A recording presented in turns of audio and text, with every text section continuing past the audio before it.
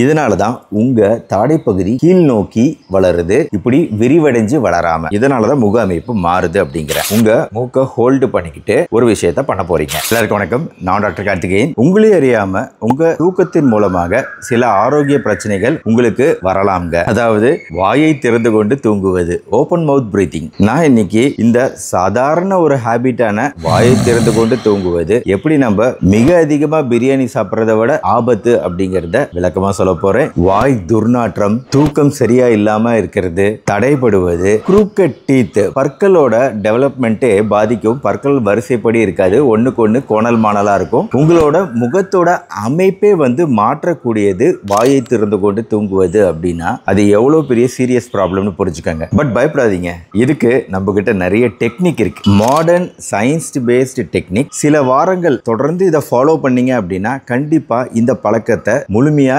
குறைச்சி வாயை மூடிக்கொண்டு நம்மளால தூங்க முடியும். அடுத்த 10 நிமிஷத்துல ஏன் 60% தமிழக மக்கள் தப்பா தூங்குறாங்க, எப்படி வாய் வழியா நம்ம மூச்சு விடுறது அப்படிங்கிறது, குறிப்பா தூக்கத்துல மூச்சு விடுறது அப்படிங்கிறது நம்ம முக அமைப்பை மாற்றுது, நாம சாப்பிட வேண்டிய சில உணவுகள் இது எப்படி இந்த மாதிரி ஒரு பிரச்சனையை சரி செய்யக்கூடியதா இருக்கு, 5 ப்ரூவன் டெக்னிக்ஸ் எப்படி நம்ம ஸ்டெப் பை ஸ்டெப்பா இந்த பழக்கத்தை கரெக்ட் பண்ண முடியும், கடைசியா பர்மனண்டா நம்ம இந்த பிரச்சனையில இருந்து எப்படி விடுபடலாம் அப்படிங்கிற ஃபுல் ரோடு மேப் இந்த 10 நிமிஷத்துல நீங்க பார்க்க போறீங்க. Welcome to channel doctor Karthikeyan. ஒரு சின்ன காஷன், நான் இங்க கொடுத்துட்டு இருக்கக்கூடியது ஒரு educational video, general medical advice. ஆனா உங்களுக்கு உண்மையிலேயே ஒரு சீரியஸ் பிரீதிங் ப்ராப்ளம்லாம் இருக்கு அப்படின்னா நீங்க கண்டிப்பா ஃபர்ஸ்ட் டாக்டரை நாடணும். உங்களோட சீரியஸ் பிரச்சனை அப்படிங்கறத சரி பண்ணிக்கிட்டு தான் இந்த வீடியோக்குள்ள வரணும். சாதாரணமா இப்ப நீங்க வீடியோ பார்த்துட்டு இருக்கீங்க, உங்க கையை இப்படி வச்சு பாருங்க. நீங்க மூச்சு விடுறது அப்படிங்கிறது வாய் வழியா மூச்சு விடுறீங்க அப்படின்னா உங்களால கைகள்ல அந்த காற்று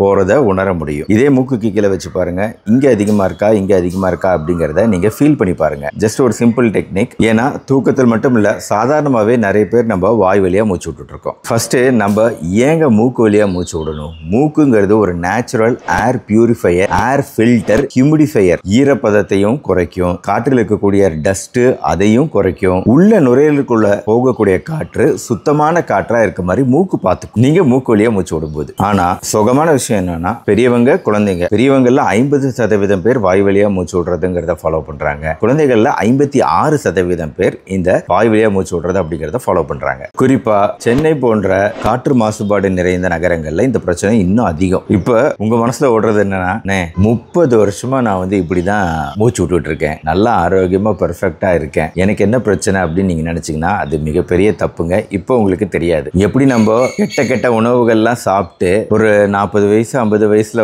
சக்கரை, ரத்த கொதிப்பு, மூட்டு வலின்னு கஷ்டப்படுறோமோ அதே மாதிரிதான் இதுவும். இப்போ ஒரு சூப்பரான ஃபைண்டிங் ஒன்று சொல்றேன் கேளுங்க. நம்ம மூக்கு வழியா மூச்சு இழுத்து விடும்போது நைட்ரிக் ஆக்சைடு அப்படிங்கிற ஒரு மேஜிக் காம்பவுண்ட் ரிலீஸ் ஆகுதுங்க. இந்த நைட்ரிக் ஆக்சைடு ஒரு நேச்சுரல் ஆன்டிபயாட்டிக். மேலும் உங்க ரத்த நாளங்களை விரிவடைய வைக்கக்கூடிய blood vessel, natural blood vessel dilator. வாய் வழியா மூச்சு விடுறவங்க இந்த நைட்ரிக் ஆக்சைடை கம்ப்ளீட்டா மிஸ் பண்றாங்க. குறிப்பா குழந்தைகள்ல பாருங்க, வாய் வழியா மூச்சு விடுறவங்களோட அவங்களோட முக அமைப்பை மட்டும் நல்லா நோட் பண்ணி பாருங்க. இப்ப கேர்ஃபுல்லா இந்த வீடியோ பார்த்தீங்கன்னா உங்களுக்கு அந்த கிளாரிட்டி கிடைக்கும். எப்பவுமே வாய் வழியா மூச்சு விடுற குழந்தைகளோட முக அமைப்பு நீளமா இருக்கும் ஃபர்ஸ்ட். அடுத்து இந்த சின் லைன் அப்படின்னு சொல்றோம் இல்லையா, இந்த சின் லைன் இப்படி இருக்குல்ல, இது ஆனா ரொம்ப ஷார்ப்பா கீழே வரும் வாய் வழியா மூச்சு விடுறவங்களுக்கு. நேரோஜா, அதான் இந்த தாடைகள் விரிவடைஞ்சு இப்படி இருக்கிறதுக்கு பதிலாக தாடைகள் ரொம்ப சுருங்கி நேரோவா இருக்கும். இது டிப்பிக்கலா வாய் வழியா மூச்சு விடுறவங்களோட முக அமைப்பு. குழந்தை பருவத்தில் இதை நல்லா பார்க்க முடியும். நம்ம பெரியவங்க பாட்டி தாத்தாக்கு தெரிஞ்சிருக்கு இது தப்புடா, இப்படி மூச்சு விடாதுன்னு சொல்லுவாங்க. ஆனா நாம தான் கேட்க மாட்டோம். அடுத்த முக்கியமான பாயிண்ட், நீங்க வாய் வழியா மூச்சு விடும்போது உங்க உடம்புக்குள்ள என்ன நடக்குது? ஃபர்ஸ்ட் உங்க நாக்கு. பொதுவா நாக்கு அப்படிங்கிறது நம்ம மேலெண்ணத்தோட ஒட்டி இருக்கணுங்க. ஆனா வாய் வழியா மூச்சு விடும்போது நாக்கு அப்படிங்கிறது மேலெண்ணத்தோட ஒட்டாம கீழே இருக்கு. இது ஒரு தப்பான விஷயம். இதனால உங்க மேலெண்ணம் ரொம்ப வளைவு ஷார்ப்பா மாறிடுது. அப்படி ஆகக்கூடாது. அதனாலதான் முக அமைப்பு மாறுது, நாக்கு கீழே வந்துறதுனால. இதனாலதான் உங்க தாடைப்பகுதி கீழ் நோக்கி வளருது, இப்படி விரிவடைஞ்சு வளராம. இதனாலதான் முக அமைப்பு மாறுது அப்படிங்கிற. இதனாலதான் அந்த கிளாசிக் மவுத் பிரீத்தர் லுக் அப்படிங்கிறது குழந்தைக்கோ பெரியவங்களுக்கோ உருவாகுது. நீங்களே இப்போ கண்ணாடியில் பாருங்க, நல்லா உங்களுக்கு புரியும். பிளஸ் வாய் வழியாக மூச்சு விடுறவங்கள 42% பேருக்கு ஸ்லீப் ஏப்னியா இருக்கு. அதாவது மூச்சு விட மறத்தல். இப்போதான் ஒரு லென்த்தி வீடியோ, முக்கியமான ஒரு வீடியோவை நான் போட்டிருந்தேன் ஸ்லீப் ஏப்னியா பற்றி. தூங்கும்போது மூச்சு விட மறத்தல் அப்படிங்கிற ஒரு வீடியோ வேணா பாருங்க. அது 42% அதிகமாகுது வாய் வழியாக மூச்சு விடுறவங்கள. குரட்டையும் வருங்காலத்தில் வரக்கூடிய வாய்ப்பு அதிகமாகுது. மேலும் வாய் வழியாக மூச்சு விடும்போது என்ன ஆகுதுங்க, வாய் வறண்டு போகுது. வறட்சியான வாயில கிருமிகள், குறிப்பா பாக்டீரியா கிருமிகள் ஈஸியா வளருது. இதனாலதான் பல் சொத்தைகள், கேவிட்டி மற்றும் கெட்ட வாடை இதெல்லாம் ஈஸியா வரதுக்கான மெயின் காரணமே வாய் வழியா மூச்சு விடுறது. சாக்லேட் ஸ்வீட் சாப்பிட்றது தான் மெயின் காரணம்னு இது வரைக்கும் நினைச்சிட்டு இருந்தேன் நினைச்சீங்கன்னா, அதோட ஒரு முக்கியமான காரணம் இதுங்கிறத புரிஞ்சுக்கங்க. மூணாவது, குழந்தைகளா இருந்தா மெமரி, அதாவது படிக்கும் திறன், ஞாபக சக்தி திறன் கூட குறையுது அப்படிங்கிறது தான் ஆராய்ச்சிகள் சொல்றது. வாய் வழியா மூச்சு விடும்போது அடடா என் பையன் ஒழுங்காவே படிக்க மாட்டேங்கிறான், இதுதான் காரணமா இருக்கலாம்ங்க. குறிப்பா 12 வயசுக்கு உள்ள இருக்கக்கூடிய குழந்தைகள்ல அமைப்பு அப்படிங்கிறது ஈஸியா மாறும். அதனால ஃப்ரம் பர்த், பிறந்ததுல இருந்து 12 வயசு வரைக்கும் இருக்கக்கூடிய குழந்தைகள்ல வாய் வழியா அவங்க மூச்சு விடுறாங்க அப்படின்னா அதை கரெக்ஷன் பண்ணி விடுறது முடிஞ்ச அளவு ட்ரை பண்ணணும் ஒவ்வொரு பெற்றோரும். இப்போ நான் ஒரு 5 டெக்னிக் சொல்லி தர போறேன். வாய் வழியா நீங்க மூச்சு விடுறது அப்படிங்கிறது கம்ப்ளீட்டா ரெடியூஸ் ஆகும். First, nose unblocking exercise. நீங்க மூக்கு வழியா மூச்சை நல்லா உள்ள இழுக்கிறீங்க, அடுத்து மூச்சை வெளியே விடுறீங்க. வெளியே விட்ட பின்னாடி உங்க மூக்கை ஹோல்டு பண்ணிக்கிட்டு ஒரு விஷயத்தை பண்ண போறீங்க. என்ன பண்ண போறீங்க அப்படின்னா, இப்போ நான் செஞ்சு காமிக்கிறேன். மூச்சை வெளியே விட்ட பின்னாடி நோஸ் பிஞ்ச் பண்ணிக்கிட்டு அப்படியே தலையை ஆட்டிக்கிட்டு அப்படியே நடங்க. அப்படியே நடங்க, இப்படி நடங்க. எப்போ அடுத்த மூச்சு விடும் உணர்வு வருதோ அது வரைக்கும் அப்படியே லைட்டாக தலையை ஆட்டிக்கிட்டே இப்படி நடங்க. நடந்து அடுத்த ஒரு மூச்சு இழுக்கும் உணர்வு வந்த உடனே ரிலீஸ் பண்ணிவிட்டு மூக்கு வழியாக மூச்சை இழுக்கணும். புரியுதா உங்களுக்கு? மூச்சை இழுக்கணும், வெளியே விடணும். வெளியே விட்ட பின்னாடி மூக்கை பிஞ்ச் பண்ணிக்கணும், அடைச்சிக்கிட்டு கொஞ்சம் தூரம் அப்படியே தலையை ஆட்டிக்கிட்டே அப்படியே நடக்கணும். மறுபடியும் எப்போ மூச்சு உள்ள இழுக்கணுங்கிற உணர்வு தோணுதோ அப்போ நம்ம ரிலீஸ் பண்ணி மூச்சை உள்ள இழுக்கணும். ஸோ இந்த டெக்னிக்கை குறிப்பாக எப்போல்லாம் மூக்கு அடைப்பு இருக்கிற மாதிரி இருக்கோ அப்போல்லாம் ட்ரை பண்ணி பாருங்க. மேஜிக் மாதிரி ஒர்க் அவுட் ஆகும். ஆனால் இது ஃபர்ஸ்ட் பயிற்சி. இரண்டாவது டிப்பு, ப்ராப்பர் டங் பொசிஷன். இது ரொம்ப முக்கியம். நம்ம நாக்கு நான் என்ன சொன்னாங்க, மேலெண்ணத்தோட ஒட்டி இருக்கணும். அதனால இப்பவே உங்களோட நாக்கோட நுனியை உங்க மேல் பற்களோட பின்பக்கமா டச் ஆகிற மாதிரி வச்சிருக்கோங்க. இதான் ரெஸ்டிங் பொசிஷன். நாக்கு கீழே இருக்கிறது ரெஸ்டிங் பொசிஷன் கிடையாது. எப்பவுமே நாக்கோட ரெஸ்டிங் பொசிஷன் நம்ம மேல் வரிசை பற்களுக்கு பின்னாடி தான். அப்போ வாயை மூடி இருக்கும்போது எப்பவுமே இந்த பொசிஷன்ல மெயின்டைன் பண்ணுங்க. நம்ம நாக்கு மேலெண்ணத்தோட ஒட்டி இருக்கிறத. இதை எப்பெல்லாம் பிராக்டிஸ் பண்ணும், 24/7 எல்லா நேரமும் இதான் ரெஸ்டிங் பொசிஷன் சொல்றேன் நான். அதனால எப்பெல்லாம் உங்களுக்கு அந்த உணர்வு தோணுதோ, உங்களுக்கு ஞாபகம் வருதோ அப்பெல்லாம் அந்த நாக்கு மேலெண்ணத்தோட ஒட்டி இருக்கணும். இது ரெண்டாவது முக்கியமான டெக்னிக். அடுத்து மூணாவது டெக்னிக்கு, பிரச்சனை எங்கே இருக்குன்னா, நம்ம லிப்ஸ் ரொம்ப ஒரு லூஸான, ஒரு டைட்னஸ் இல்லாத லிப்ஸாக இருக்கலாம் உதடுகள். அதனால கூட நம்ம வாய் வழியாக மூச்சு விடலாம். பாருங்க, அது மூட மாட்டேங்குது. அதனால அதற்கு ஒரு பயிற்சி கொடுக்கலாங்க. இது உதடுகளை நல்லா குவித்து இறுக்கமாக மூடிக்கிறது அப்படிங்கிறது. அதை ஒரு 10 செகண்ட் ஹோல்ட் பண்ணுங்க.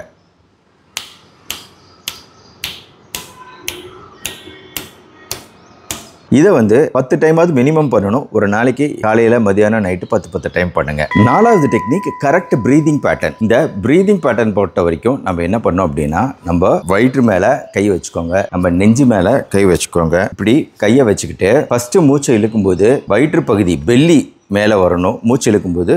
அப்புறம் நம்ம செஸ்ட் பகுதி நிறையணும். மூச்சை வெளியே விடும்போது ஃபர்ஸ்ட் செஸ்டிலேருந்து வெளியே விடணும், கடைசியாக பெல்லி வயிற்று பகுதியிலேருந்து வெளியே விடணும். இதை தொட்டுக்கிட்டே ப்ராக்டிஸ் பண்ணி பாருங்க. ஃபர்ஸ்ட் வயிற்று பகுதி, இதான் கரெக்ட் பிரீதிங் பேட்டர்ன். இந்த பிரீதிங் பேட்டர்னை தொடர்ந்து ப்ராக்டிஸ் பண்ணணுங்க. எவ்ரிடே இந்த பிரீதிங் பேட்டர்னை 10 டைம் ப்ராக்டிஸ் பண்ணுங்க, காலையில், மதியானம், நைட்டு. இந்த பிரீதிங் பேட்டர்ன் அப்படிங்கிறது 10 நிமிஷமாவது ஒரு நாளைக்கு பண்ணணும் மினிமம். இதான் ஆராய்ச்சிகள் சொல்றது. அடுத்து லாஸ்ட் 5வது டெக்னிக்கு, இதெல்லாம் சில சேஞ்சஸ், நம்ம மாறுபாடுகள் கொண்டு வரது. அதாவது தூங்கும்போது நம்ம சைடில் படுத்து தூங்குறது. நேற்று நான் வீடியோவில் கூட சொல்லியிருந்தேன், ஸ்லீப் ஏப்னியா கொரட்டை வீடியோவில் கூட ரைட் சைடு திரும்பி படுங்க அப்படின்னு சொல்லிட்டு. நிறைய பேர் கேட்டிருந்தீங்க லெஃப்ட் சைடு தானே படுக்கணும்னு சொல்லியிருந்தாங்க அப்படின்னு. லெஃப்ட் சைடு படுக்கிறதும் நல்லது தான். பட் இந்த குரட்டை குறிப்பாக இருக்கிறவங்களுக்கு வந்து ரைட் சைட் படுக்கிறது பெட்டர் அப்படிங்கிறது ஆராய்ச்சிகள் சொல்கிறதுனால உங்களுக்கு நான் இதை கம்யூனிகேட் பண்ணியிருக்கேன். எப்படி இருந்தாலும் சைடில் திரும்பி படுக்கிறது என்றைக்குமே பெஸ்ட் ஃபார்ம் ஆஃப் தூக்கம். அப்படி நம்ம சைடில் திரும்பி படுக்கும்போது நம்ம வாய் வழியாக மூச்சு விடுறதோ அப்படிங்கிறதும் குறையுது. ரெண்டாவது, பக்கத்தில் பார்ட்னர் இருக்கிறாங்க, இல்லை குழந்தைங்களா இருந்தால் நீங்கள் அதை என்ஷூர் பண்ணுங்கள். நிறைய சமயம் அப்படி நேராக படுத்துக்கிட்டு ஆன தூங்குவாங்க. ஸோ நீங்கள் கொஞ்சம் திருப்பி விடுங்க. அப்புறம் பின்னாடி பால், டென்னிஸ் பால் மாதிரி அவங்க படுக்கையில் வச்சிங்கன்னா திரும்பி படுத்தாங்கன்னா பால் குத்தும், அப்புறம் திரும்பி படுத்துக்குவாங்க.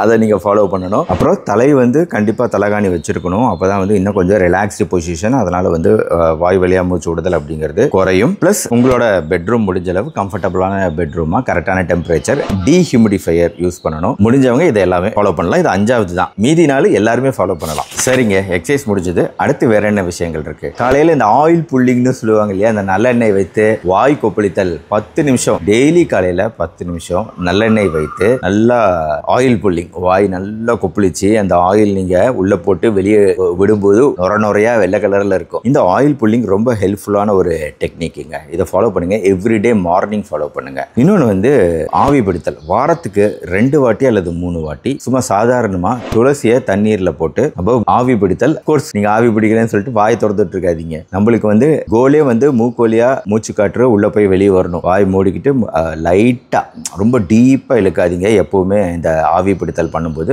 லைட்டா மூக்கொலியா உள்ள இழுத்து லைட்டா வெளியே விடுங்க. துளசி தண்ணீர்ல சேர்த்து பண்றது நல்லது. சரி டாக்டர், ஏதோ உணவுகள் குறித்து சொன்னீங்களே, இது நம்மளுக்கு ஹெல்ப் பண்ணும் அப்படின்னு சொல்லிட்டு, அது என்னன்னா, இப்போ பால் தினசரி இரவு நேரத்தில் பால், 1 டம்ளர் பால், அதுல 1 டீஸ்பூன் 5 கிராம் மஞ்சள் தூள், 1/4 டீஸ்பூன் மிளகுத்தூள், 1 கிராம் தான் வரும், 1/4 டீஸ்பூன் தான், ஒரு சின்ன துண்டு இஞ்சி, தேவைன்னா அதுல கொஞ்சம் தேன் சேர்த்துக்கங்க. சேர்த்துணுங்கிற அவசியம் கிடையாது. ஏன்னா இதை 3யும் போடுறதுனால ஒரு விதமான காரத்தன்மை பாலுக்கு வந்துடும். குடிக்கிறதுக்கு கொஞ்சம் நல்லா இருக்காது. குழந்தைகளுக்கு கொடுக்கணும் அப்படின்னா கொஞ்சமாவது தேன் சேர்த்தணும். இந்த மிக்சர் ஏன் நம்ம குடிக்கிறோம் அப்படின்னா, இது நம்மளோட நுரையீரலுக்கு ஓரளவு நல்லது செய்யக்கூடியது. இது பாட்டி வைத்தியம் மட்டும் இல்ல, சில ஆராய்ச்சிகளும் இதை வச்சு ட்ரை பண்ணியிருக்காங்க. அதனால தான் இந்த ரெக்கமெண்டேஷன் நான் உங்களுக்கு சொல்றேன். தினசரி இதை குடிக்கலாம். ஆல்ரைட், பல டெக்னிக்ஸ் இப்போ நான் சொல்லிட்டேன். இதை எப்படி நம்ம ஸ்டெப் பை ஸ்டெப்பா ஃபாலோ பண்றது அப்படின்னு நான் சொல்றேன். முதல் 2 வாரங்களுக்கு தொடர்ந்து வந்து ஆயில் புல்லிங் காலை நேரத்தில் பண்ணுங்க. தினசரி நான் சொன்னேன் இல்லையா, நோஸ் பிஞ்சிங் எக்ஸசைஸ் 2 வாரத்துக்கு டெய்லி பண்ணுங்க. நாள் பூரா அந்த நாக்கு மேலெண்ணத்தோட ஒட்டி இருக்கிறத உணருங்க. இரவு நேரத்தில் அந்த பால், நான் சொன்ன பால் குடிங்க.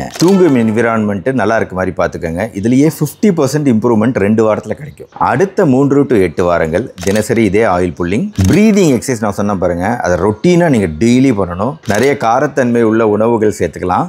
ஸ்பைசஸ். ஆவி பிடித்தல் அப்படிங்கிறத 3வது வாரத்திலேருந்து கொண்டு வாங்க. தொடர்ந்து 8 வாரங்கள் பண்ணுங்க. இதை அப்படியே மெயின்டைன் பண்ணிக்கிட்டே வந்தீங்க அப்படின்னா காலப்போக்கில் ஆட்டோமேட்டிக் நேசல் பிரீத்திங் உருவாகும். கான்சியஸா நீங்க பண்ணிக்கிட்டு இருந்த விஷயங்கள் ஒரு ஸ்டேஜில் வந்து ஆட்டோமேட்டிக்கா வாய் வழியா மூச்சு விடுறது குறையும். எல்லாத்துக்கும் மேல இம்ப்ரூவ்மெண்ட் எப்படிலாம் தெரியும்னா, தூக்கத்தோட குவாலிட்டி நல்லா இருக்கும், ஆக்சிஜன் நிறைய கிடைக்குது, இதனால ஆழ்ந்த தூக்கம், மேலும் மெமரி கூடுது. அடுத்த கொஞ்ச நாள் கழிச்சு வாய் வழியா மூச்சு விடுறவர்களை பார்த்தீங்கன்னா நீங்க ஆச்சரியப்பட்டு டென்ஷன் ஆயிருவீங்க. ஐயோ, வாய் வழியா மூச்சு விடுறியா, அப்படி பண்ணாத, நான் சொல்றேன் கேளு டெக்னிக் அப்படின்னு நீங்க சொல்லி தருவீங்க. ஆல்ரைட், வீடியோ முடிய போது. நீங்க வாய் வழியா மூச்சு விடுபவரா இருந்தா கமெண்ட் செக்ஷன்ல கமெண்ட் பண்ணுங்க. நான் சொன்ன டெக்னிக்ல எந்த டெக்னிக் இது வரைக்கும் உங்களுக்கு தெரியாத டெக்னிக், உங்களை ரொம்ப ஆச்சரியப்படுத்திய டெக்னிக் அப்படிங்கிறதையும் கமெண்ட் செக்ஷன்ல சொல்லுங்க. இதுல ஏதாவது சேலஞ்சஸ் நீங்க இருக்குன்னு நினைச்சீங்கன்னா அதையும் சொல்லுங்க. மற்றபடி இத்தனையும் பண்ணி இம்ப்ரூவ்மெண்ட் இல்லை அப்படின்னா இஎன்டி டாக்டரை பாருங்க, வேற ஏதாவது பிரச்சனை இருக்கலாம். ஆல்ரைட், அடுத்த வீடியோல நம்ம எதிர்ப்பு சக்தி உணவுகள் குறித்து பார்க்க போறோங்க. சூப்பரா இருக்கும். எனிவே, இன்னைக்கான வீடியோ உங்களுக்கு ரொம்ப உபயோகமா இருந்திருக்குன்னு நினைக்கிறேன். உபயோகமா இருந்துச்சுன்னா இந்த வீடியோவை ஃபர்ஸ்ட் லைக் பண்ணுங்க, உங்க ஃப்ரெண்ட்ஸ் ரிலேட்டிவ்ஸ்க்கு ஷேர் பண்ணுங்க. நம்ம சேனல் டாக்டர் கார்த்திகேயன் தொடர்ந்து சப்ஸ்கிரைப் பண்ணி ஃபாலோ பண்ணுங்க. இந்த மாதிரி மெடிக்கல் டிப்ஸ் தொடர்ந்து தெரிஞ்சுக்க. மறுபடியும் நாளைக்கு பார்ப்போம். நன்றி, வணக்கம்.